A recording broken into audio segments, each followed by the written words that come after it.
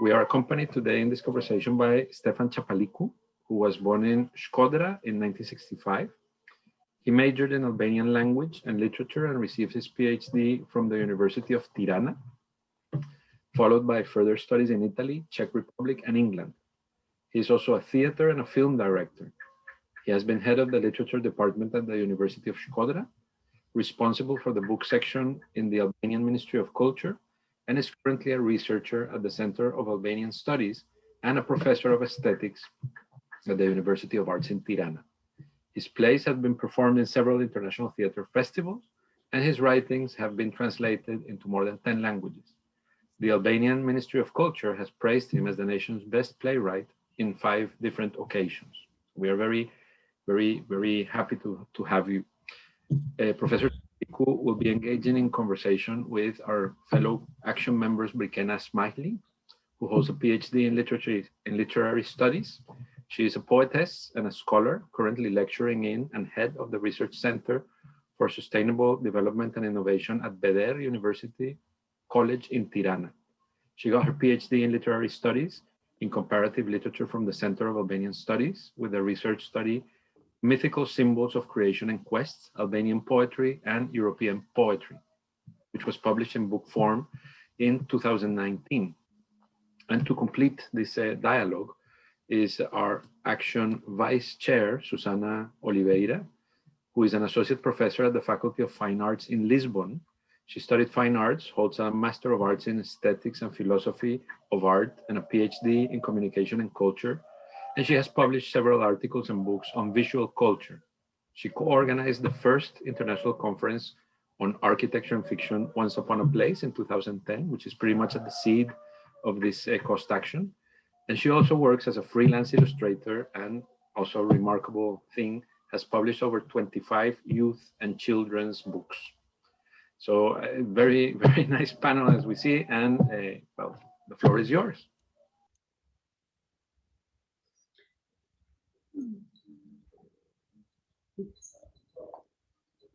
Brikena, would you start? Okay. Thank you. We decided, according to our activity of today, we decided to describe or to speak and focus on the city of Shkodra, which is a specific city, complex city. And doing this, we have invited a writer from of that city, which in his last book, or recently book published, which is named Everyone Goes Crazy by Its Own Manner. I'm translating in English. And it's a trilogy who, through the voice of the narrator, he described the city and the neighborhood of the city and specific personalities of the city since at the time of 169 until recent days.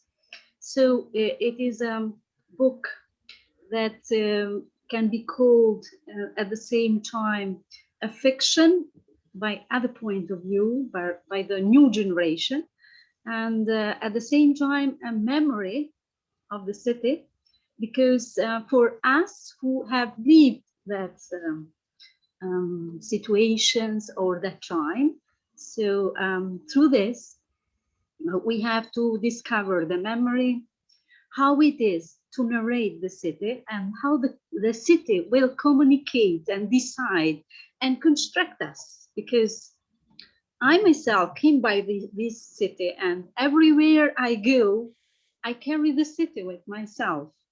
The city made me. So this is the way how we're using to communicate this specific city, which is really important for us.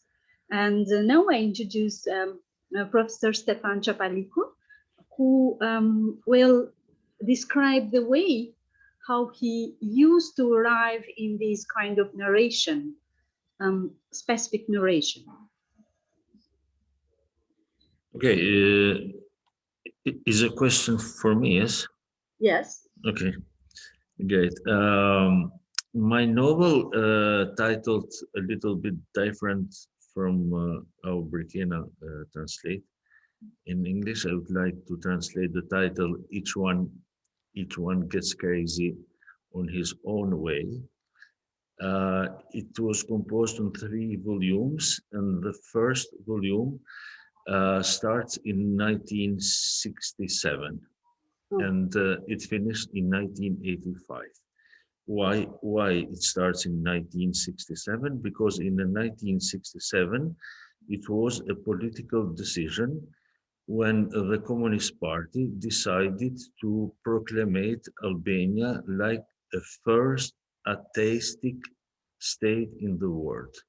So decided to close all the religious institutions, all churches and mosques.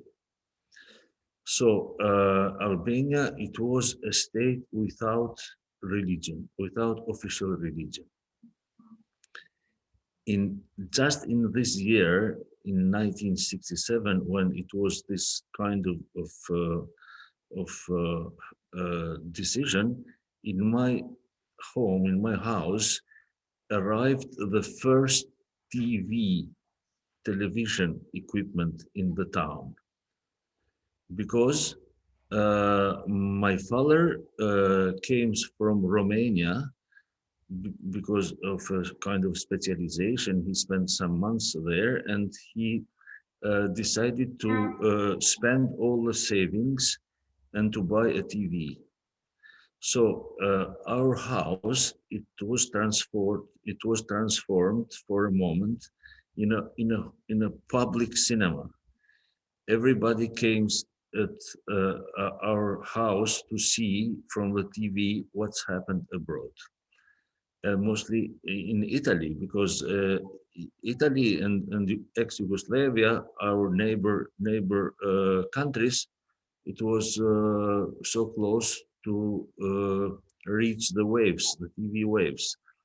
That means that if outside of the house it's going to be destroyed religion, inside of the house it was created a new religion, which is media, TV. So people start to believe on TV. And this is a very specific happening of a city, of a town, of my town, that I have been in, and I have my memories about this event, because this event, it was not only a while in our history, but for some good years. And it finished in 1985, because in 1985 it was Enver Hoxha, I mean the dictator, the person who proclaimed Albania like a first atheistic country in the world, died.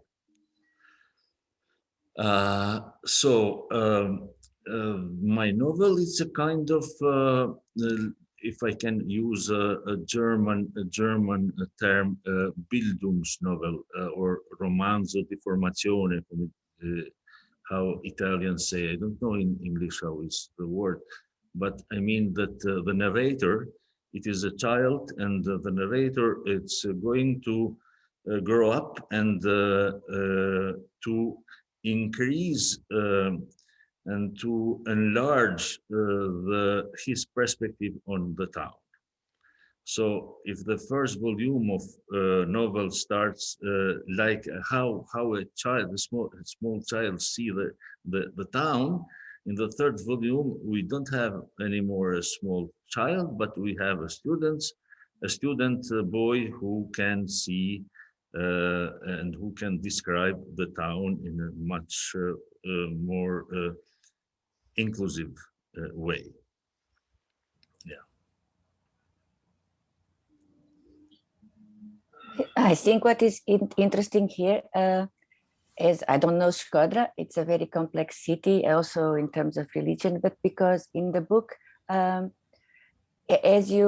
it's the perception of the city as a child discovers it and later reveals the city via literature to the reader by communicating and put us as reader in a sort of a post-memory, as because we experience in secondhand the city of Shkodra. For those who didn't visit, I think this is an important issue on this on your trilogy for this in the purpose of this webinar today. Yeah, in fact, which is interesting in the town of, not only in the town of Shkodra, in city of Shkodra, but in Albania during the communist time, it was this second life, this hidden life. We have had two lives, one for public and one for private skills.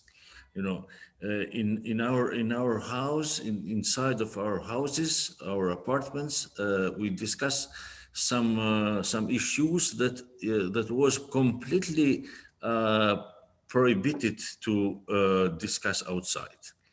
So this condition create a new homo urbanus, which is separated in two parts, which has a mask, which did two lives in the parallel way.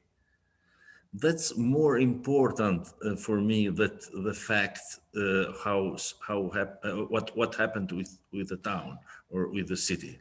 What happened with the people, with this man, which is a homo urbanus man, with this separated, with this two lives. Yes, and also not only there's double life, second life, as you said, or hidden life, but as far as I understood, also there's another duality, which is outside and inside via television, and you have this. This. Yeah, absolutely. You could imagine that in Shkodra at that time, because of geographical position, a part of the town could see Yugoslavia television, and another part Italian television because of the waves.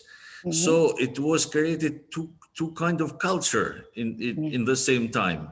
The people who was inspired from Italian TV, and they perform this influation in a way, like they dressed or eat or I don't know, and the other part, which was completely under the pressure of this ex-Yugoslavia culture, which was in fact a pasticcio, a mixer between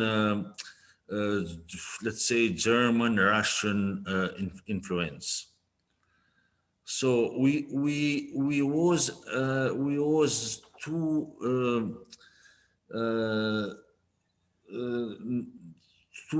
small, and we was under those kind of cultural influence and cultural pressure. Mm-hmm. And that's one of the most significant figure of my town. And language was not a problem in watching television in either Italian or. Yeah, because of the tradition, you know that during the Second World War, we was for 3.5 years occupied by Italian army, but not only Italian army, but Italian culture, Italian music, Italian cinema, and so on. Oh, okay. And a part of the town which belonged to Catholic religion, it was so related, so linked with Italian culture because of the school, because of the literature, and so on. And the second part of the town, which it belonged from Muslim religion. It was linked by origin with Montenegro, because a part of this population came from Montenegro, so brings and language with himself, with himself. Yeah. May I fulfill something? Please, please, of course. Since ancient times, the coastal part of Albania used to be bilingual. So during the communism, perhaps they were prohibited to learn and to speak and to have this kind of relation with Italy mostly. But almost all the population see by this part, by the Italy. So they fulfill in difficulty this kind of link or bridge. They try to maintain. I came from the masculine part of the city, but we are educated in our family to see the Italy because it's something that fit to us, or this is the way how we construct it or see the west part of Europe, which we think that we belong. So this is the way how we find the way to construct this